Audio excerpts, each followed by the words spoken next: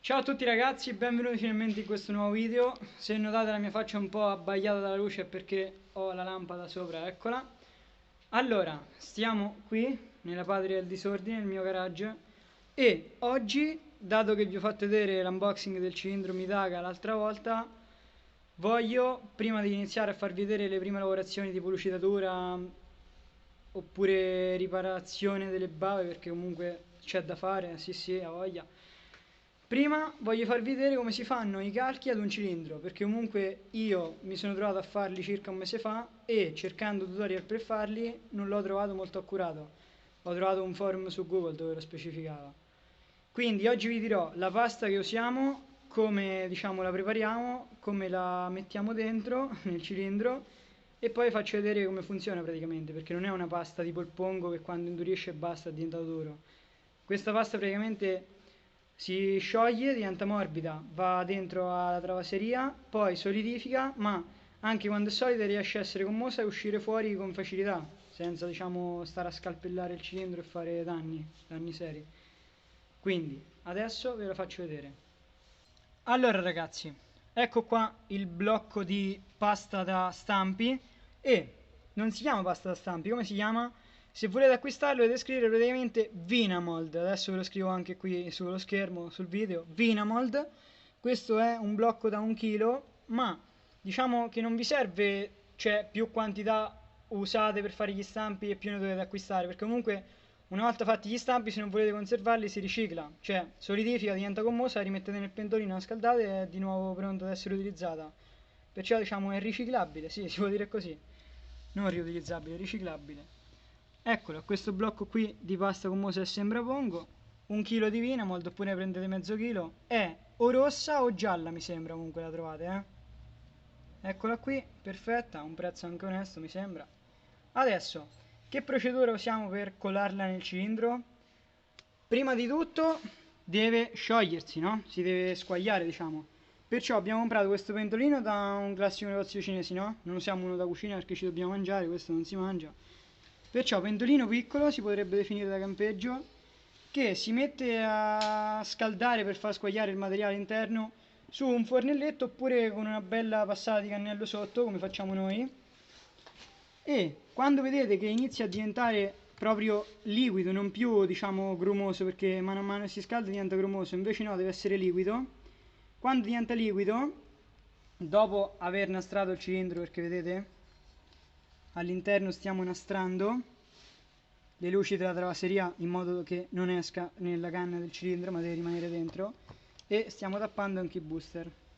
Questa cosa perché la vogliamo fare prima di tutto? Vogliamo calcare la travaseria proprio, i travasi laterali, per capire l'andamento del flusso dei travasi, come buttano diciamo all'interno della canna sul pistone, per vedere come gettano.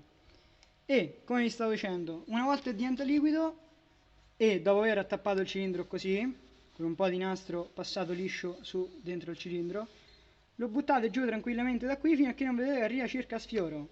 Poi man mano che asciuga diciamo si va a ridurre la quantità e cerca di entrare sempre più dentro, quindi magari ne mettete un po' di più.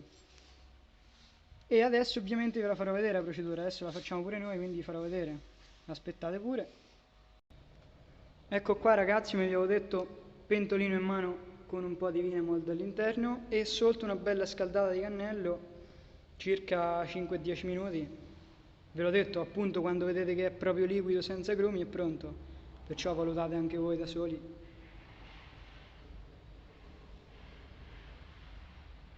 Ora ragazzi, la colata, di là già l'abbiamo fatta, come vedete è molto liquido e deve venire proprio sopra la travaseria, eccolo, in modo che dopo si riesce ad afferrare.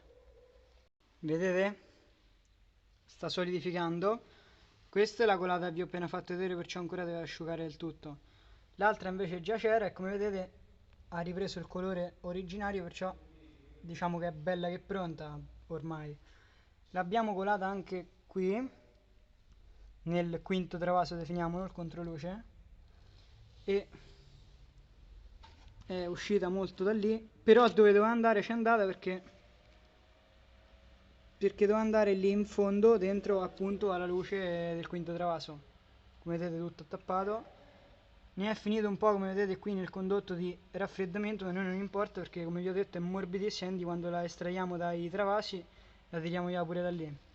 Cioè, se fosse stata una pasta, diciamo, che quando solidificava erano poi i dolori, toglierla, ovviamente ora avevamo fatto i danni, come potrete notare, però è fatta apposta per fare questo, per solidificare e venire via agilmente, perciò perfetto. Come vi ho detto già, Vinamold, quello è il pentolino dove abbiamo scaldato, che ancora un po' c'è, e quello quando solidifica lì dentro lo togliamo ed è pronto per essere riutilizzato un'altra volta. Mi ho detto è riutilizzabile, quando solidifica ritorna allo stato originario. Dopo lo togliamo e vi faccio vedere l'effetto finale, appunto la forma interna dei travasi. Ok ragazzi, come vedete questo è il primo pezzo di Vinamold uscito dal cilindro e essendo il più piccolo è proprio lì del controluce o il quinto travaso. Come vedete sopra quella superficie irregolare, dove un pezzo va un po' più giù perciò più basso, che è proprio una delle tante bave di fusione da rifinire. Eccolo, anche dietro si vede, vedete? Molto irregolare la superficie lì. Perciò quella lì è assolutamente da rifinire per riportarlo tutto liscio e paro, no? Ecco qua, adesso vi farò vedere anche i travasi laterali. Ok ragazzi, uno è stato tolto, adesso stiamo togliendo l'altro. Guardate quanto è figo dentro. Vedete, lui viene via, non so come fa, ma senza rompersi, cioè viene via tutto intero. Non rimangono pezzetti all'interno, non so come fa.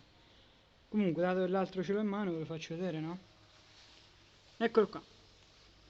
Eccolo. Questi sono i travasi laterali dalla parte sinistra. Intanto lì ormai è bello che è uscito. Ecco qua. Entrambi i calchi della travaseria laterale. Come vedete questo qui più grande e generoso è il primario e quest'altro è il secondario, no? E possiamo notare ancora cilindro grezzo non lavorato che qui ha una bella bava di fusione, come vedete, che corre lungo tutto il travaso primario. Vedete lì? Non va bene.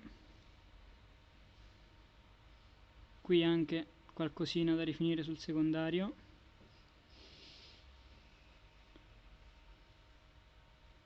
Vedete come viene alla fine, eccolo. E questa è la parte dentro al cilindro. Anche qui sembra che manca un dentino. Ecco qua. E poi ora vediamo l'altro. Eccolo qua, si vede subito. Anche sull'altro primario stessa bava, proprio come se fosse simmetrica la bava. Ed eccola qua che corre lungo tutto il primario a bava di fusione, che è molto rilevante comunque, se guardate come si vede bene. Qui pure messo peggio dell'altro, il secondario. Anche qui non sembra molto carino. Ed ecco qua. Ecco i travasi laterali. E come vedete dentro resta pulito, che viene via tutto omogeneamente, tutto molto bene. Ecco qua perciò. Aspettate che solidifica. Lo capite anche toccando il cilindro quando sentite che comunque non è più molto caldo, perché comunque si sente il calore. Quando sentite che non è più molto caldo e potete toccare il Vinamold, significa che ha solidificato e piano piano lo estraete a mano. Vi viene su così, eccolo, perfetto. Perciò il video termina qua. Vi ho fatto, diciamo, un breve tutorial, non penso sia breve, comunque sono tutti i pezzi di video. Un tutorial dove vi faccio vedere che pasta usare, che procedimento usare e come si cola dentro ai travasi questa pasta per fare appunto i calchi. Ed ecco qua il risultato finale, molto molto bello. Tutta la travaseria del cilindro, laterali, anzi vanno al contrario in realtà, scusate, andrebbero così, quelli così, lui così, lui così. Travaseria laterale e il quinto travaso. Quindi lasciate un bel like se vi è stato utile, iscrivetevi al canale e attivate la campanellina per non perdervi altri video, seguitemi su Instagram e ci vediamo in un altro video. Ciao a tutti!